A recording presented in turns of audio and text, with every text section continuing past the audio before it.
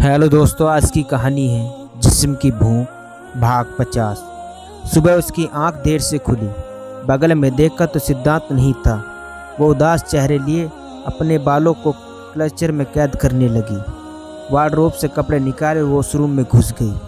थोड़ी देर बाद बाहर निकले तो सिद्धांत अपनी फाइल निकाल रहा था। चेहरे पर इतनी कठोरता थी कि वो देखकर रह गई। कुछ बोलने की हिम्मत भी न थी। एक नज़र डाले बगैर वो बाहर निकल गया। वो बेड पर बैठ गई। उसकी बेरुखी से उसकी आंखों में पानी उतर आया। क्या करूं अब, सोच में डूबी वो बाहर निकली। चहल पहल अभी भी कम न थी। रात में फंक्शन भी था। उसे सिद्धांत को ढूंढने की कोशिश करी पर वो कहीं नहीं था। वो मायूसी भरे अंदाज में पलटने की हुई कि सामने से आती प्रभा को देखा जो चहकती उसके पास आ रही थी। और कोई वक्त होता तो वो भी मज़े लेती, पर आज तो उसे कुछ भी अच्छा नहीं लग रहा था। दीदी, प्रभा ने उसके आगे हाथ लहराए। वो मुंह बनाती उसे देखने लगी। आपको पता है विक्रांत भैया क्या कह रहे हैं? उसके मुंह पर दुपट्टा रख घसते हुए कहा। अंशिका ने उसे बेजारी से देखा। मुझे क्या पता कहाँ है वो? दुखी मन से निकली आवाज़ में इतनी धीमी थी कि प्रभा चौंक कर उसे घूरने लगी। चलिए उन्हें छोड़िए। आपको क्या हुआ? मुंह क्यों लटका हुआ है? कमरे में घुसते हुए उसने पूछा। अंशी को बस ऐसे ही किसी के सहारे की जरूरत थी। प्रभा के कंधे पर सर रखे वो रोने लगी। प्रभा के हाथ पांव ही फूल गए। दीदी क्या हुआ? किसी ने कुछ कहा क्या? प्रभा ने उसके चेहरे को हाथों में लेते हुए कहा तो वो नाम में सर हिलाने लगी। कोई कुछ कह ही तो नहीं रहा, नाक रगड़ते हुए बोली। तो प्रभा की आंखें हैरत से फैल गई। दीदी भैया ने कुछ कहा है क्या? उसके जख्मों को हवा दे दी गई। वो दोबारा उसके कंधों पर सर रख कर रोने लगी। मैं रानी माँ को बुलाऊं क्या? प्रभा का दिल उदास हो गया। कभी रोते जो नहीं देखा उन्हें, वो भी इस कदर। सिद्धांत किसी काम से कमरे में आया तो वो उसे अपने आंखों आंसू पोंछते मुंह छिपाने लगी। वो भी उस पर एक नज़र डालता बाहर निकल गया। दिल में अब भी वही जज्बात थे उस लड़की के लिए। उसकी भीगी पलकें बेचैन कर गई, पर अब वो महज अपनी बेइज्जती नहीं करवा सकता था। भाभी आपको माँ बुला रही है, चलिए, विक्रांत कमरे में आते हुए बोला। उसकी आंखें देख ठिठक गया। आपको क्या हुआ?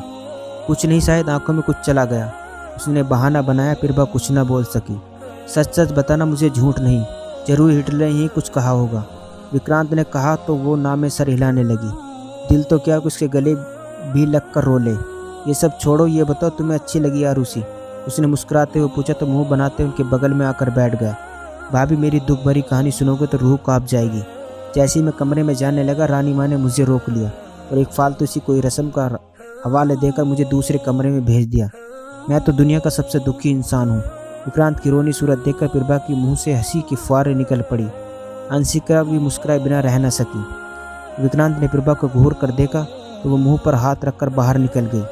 दुनिया वाले क्या जाने मेरी बदकिस्मती है, ऊपर वाले मुझे तो ये सजा दे दी और किसी दूल्हे को न देना।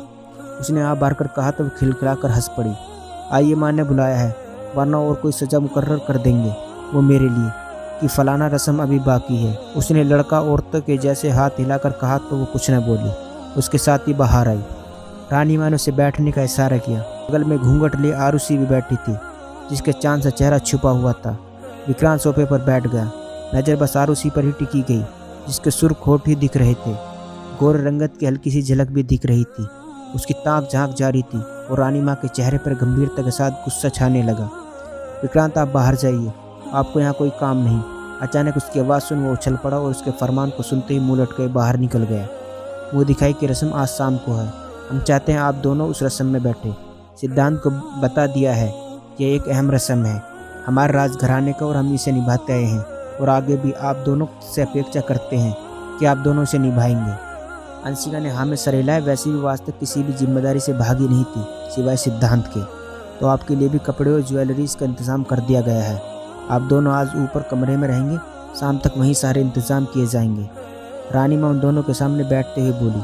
मुँह दिखाई की रस्म के बाद ही आरुषि को उनके कमरे में पहुँचाया जाएगा और तब तक ये घूंघट से अपना चेहरा ढक कर रखेगी। अंशिका से अपने कुछ जरूरी सामान लिए ऊपर जाने लगी।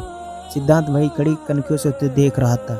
कितना भी खुद को समझ ले वो, पर दिल था कि उस पर निछावर होने को हरदम तैयार रहता। बड़ी मुश्किल से खुद को काबू किया था उसने। अंशिका उसके इस तरह इग्नोर करने पर झुंझला भी रही थी और बड़बड़ा भी रही थी ताकि वो सुन सके, उसे बोलने की शुरुआत कर दे। और उसने अपना दिल कठोर कर लिया था। वो सामान लेकर ऊपर चली गई। निमेश घर आया तो आज शांति थी। उसे थोड़ा अजीब लगा। क्या हुआ? उसने कमरे में कदम रखा तो चौंक गया। पीयूष सो रहा था, वो भी बेखबर। अनामिका के चेहरे पर चिंता के भाव थे। इसे फीवर है, अभी डॉक्टर को घर बुलाया था, उन्होंने कहा चिंता की बात नहीं, मेडिसिन देकर गए हैं। निमेश वहीं आकर बैठ गया, उसके सर पर हाथ फेरने लगा। बुखार की तबीयत से सर भी जल रहा था। वो जल्दी से बाहर गया और भीगा कपड़ा लाकर उसके सर पोंछने लगा। करीब 10 मिनट बाद पीयूष कसमसाने लगा, इसे भूख लगी है शायद। अब निमेश के कहने पर अनामिका ने हाँ में सर हिलाया। वो दूध की बोतल तैयार करने लगी। दूध पीते ही दोबारा सोने लगा, पर अब बुखार न होने की वजह से चेहरे की लालिमा कम हो गई थी। तुम्हें पता है, जब से मैं बचपन से बीमार होता था तो माँ रात रात को जागकर मेरे सर पर ऐसी पट्टियाँ रखती थी। निमेश ने पीयूष के चेहरे पर नज़र जमाई कहा। अनामिका उसको चेहरे को देखने लगी। इस वक्त वो भावुक हो गया था। अनामिका ने आगे बढ़कर उसके माथे को चूमा तो उसे गले लगा बैठा। अनामिका ने इसके इर्द गिर्द अपनी बाहें कस दी। कल मैं बिजनेस के सिलसिले से बाहर जा रहा हूँ, तो पीयूष का ध्यान रखना, ओके? निमेश ने कहा तो उसने हाँ में सर हिला दिया। कमरे में आकर वो फ्रेश होने चला गया। बाहर आया तो नज़र अपनी गिटार पर गई। उसने उसे ले लिया। बहुत दिनों बाद आज उसके तारों को छोड़ दिया। एक जल तरंग सा बज उठा। आंखें बंद करके उसने गिटार बजाना शुरू किया। अंशी का संग ढेरी यादें, आसपास फिल्म की मनचंदे चलने लगी। दोस्तों, ये था जिस्म की भूख भाग 50। दोस्तों, कहानी अच्छी लगी तो चैनल को सब्सक्राइब करना न भूलें।